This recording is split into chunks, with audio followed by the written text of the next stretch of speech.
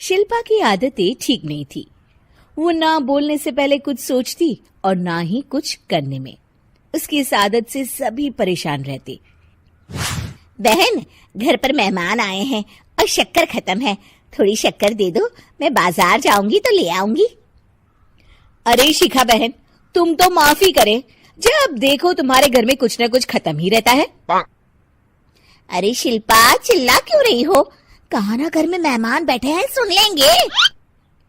सुन लेंगे तो सुन ले, तुम लोगों की मांगने वाली आदत तो बंद होगी। अच्छा शिल्पा, ना दो शक्कर, लेकिन बात तो अच्छे से करो। एक कटोरी शक्कर के लिए तुमने मेरी बड़ी बेइज्जती कर दी। शिल्पा बड़बड़ाते अंदर चली जाती है तो शिखा भी घर चली जाती है। माँ, क्या हुआ? अरे कुछ नहीं बेटा, पता नहीं कहां कहां से ऐसे पड़ोसी आ जाते हैं, जब देखो तब कुछ न कुछ मांगने के लिए घंटी बजाते हैं। अब घंटी बजे तो दरवाजा ना खोलना। पता नहीं माँ की ये आदत कैसे बदलेगी, किसी को कुछ भी बोल देती है, बोलने से पहले सोचती भी नहीं। शिल्पा की ये आदत दिन ब दिन बढ़ती ही जा रही थी। एक दिन शिल्पा के दरवाजे सब्जी वाला आया। सुनो भैया, मुझे ये भिंडी, टिंडे, लौकी और आलू के साथ 1 किलो प्याज दे दो। जी बहन जी। वो एक एक कर सारा सामान पैक कर देता है।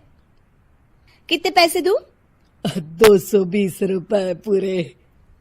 अरे इतना महंगा नहीं। हाँ, मैं तो सिर्फ 150 दूंगी।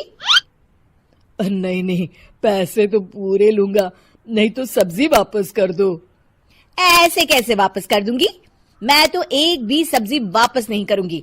और हाँ, रही बात पैसों की, तो लेना है तो 150 ले लो, वरना मेरे मोहल्ले में घुसने तक नहीं दूंगी। हाँ। अरे नहीं बहन, हम लोग गरीब लोग हैं, ऐसा ना करो। पकड़ो ये 150 और दफा हो जाओ। शिल्पा की बेटी अंदर से ये सब देख रही थी। शिल्पा, तूने तो हद कर दी। बेचारा गरीब आदमी, उसका तो गुजारा ही इसी से होता है। बोलने से पहले सोचा कर बेटा। माँ, आप चुप रहो, घर चलाना बच्चों का खेल नहीं। और वैसे भी इतनी महंगी सब्जी थोड़ी ना होती है। आपको तो सिर्फ खाने से मतलब है, लेकिन मुझे तो सब सोचना पड़ता है ना। शिल्पा की सास ये बात सुनकर दुखी हो जाती हैं। शिल्पा की बेटी शिल्पा की ये सारी बातें सुन रही होती है। शिल्पा की बेटी एक दिन माँ से कहती है, माँ, ओ माँ, जरा यहाँ तो आना। ओहो, क्या हुआ? क्यों चिल्ला रही हो ऐसे बेटा? हुआ क्या? ये देखिए मेरी स्कूल की ड्रेस कितनी गंदी हो गई है, इसे कौन धोएगा? लेकिन ये तो साफ है बेटा, मैंने अपने हाथ से खुद साफ किया है। माँ, ये ड्रेस इतनी गंदी है कि मैं इसे पहन ही नहीं सकती। चलो, मुझे बाजार से नई दिलाओ। शिल्पा दुखी हो जाती है और वहां से चली जाती है कि तभी सामने उसकी सास मिल जाती है। शिल्पा, अरे ओ शिल्पा, ये क्या सब्जी बनाई है? ऐसे भी कोई सब्जी बनाता है? शिल्पा सास की इस हरकत से सख्ते में आ जाती है। अरे माँ को तो मैं जो बना दूं उन्हें वो पसंद आ जाता था, फिर आज वो ऐसा व्यवहार क्यों कर रही हैं? शिल्पा कुछ समझ पाती कि थोड़ी ही देर में उसका पति आ जाता है। अरे शिल्पा, ये क्या है? क्या हुआ आपको? ये मेरी अलमारी पूरी अस्त व्यस्त है, तुमसे कोई काम नहीं होता है। सारा दिन पता नहीं क्या करती रहती हो। अरे मैंने तो सारी अलमारी साफ रखी है। इसे तुम साफ कहती हो? ये तो पूरा कूड़ादान लग रही है। शिल्पा परेशान हो जाती है और समझ नहीं पाती है कि उसके साथ क्या हो रहा है।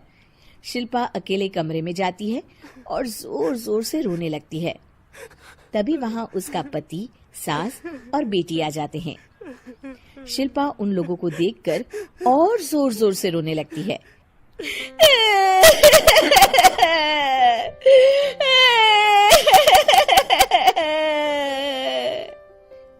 कि तभी उसकी सास उससे कहती है, क्या हुआ? यहाँ बैठकर रोती रहोगी या फिर खाने को भी कुछ बनाओगी?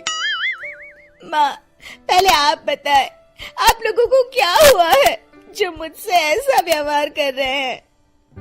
वही हुआ है जो तुम्हें रोज होता है। मैं समझी नहीं। माँ, आज घर वालों ने आपसे बुरा व्यवहार किया तो आपको कितना बुरा लगा ना? हाँ, मुझे बहुत बुरा लगा। मुझे अच्छा नहीं लगता कोई मुझसे इस तरह से बात करे। सही कहा शिल्पा, जो चीज तुम्हें खुद के लिए अच्छी नहीं लगती वो तुम्हें दूसरों के साथ भी तो नहीं करनी चाहिए। बेटा, हम तुम्हारे अपने हैं, फिर भी तुम्हें अपनों की बात का बुरा लगा। लेकिन सोचो, जिन बाहर के लोगों से तुम ऐसा व्यवहार करती हो उन्हें कैसा लगता होगा। हाँ माँ, आप सच कह रही हैं। मैं आप लोगों से माफी मांगती हूँ। मुझे कड़वा नहीं बोलना चाहिए। मैं समझ गई, मैं आपकी हूँ इसलिए आप लोगों ने मुझे सुधरने का वक्त दिया और मेरा साथ दिया। लेकिन जिन बाहर के लोगों से मैं बुरा व्यवहार करती आई, वो लोग मेरे कड़वे बोल से कितने दुखी होते होंगे। मैं वादा करती हूँ, आज से ऐसा व्यवहार किसी के साथ नहीं करूंगी।